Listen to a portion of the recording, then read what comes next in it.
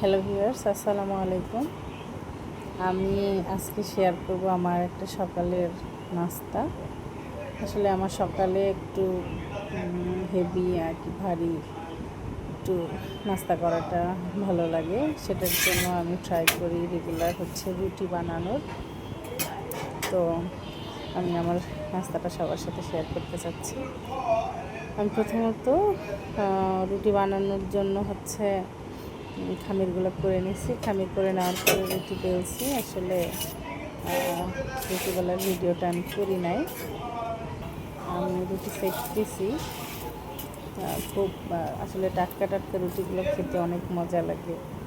আমি ফার্স্টে চাইছিলাম একটু তেল দিয়ে পরোটা টাইপের করে ভেজে নিতে। একটা অবশ্য পরোটা করে ভাজছি, পরে আর দুইটা রুটি আমি পরোটা করে ভাজি নিই।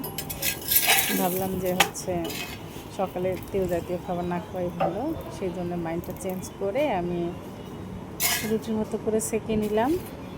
টাটকা রুটিগুলো খেতে অনেক টেস্ট। আসলে যারা রুটি দিয়ে নাস্তা করেন তারা ভালো করেই জানেন।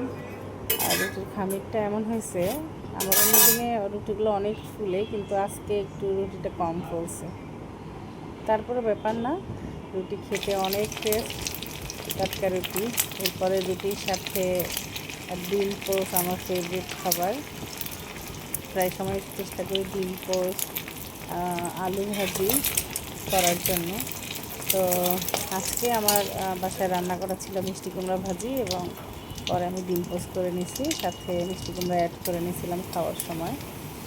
আর অ্যাজ ইউজুয়াল সকালে ব্রেকফাস্টের পর অবশ্যই আমার এক কাপ দুধ চা লাগবেই, নাহলে আমার সারাদিনটা শুরু হয় অনেক কষ্টে।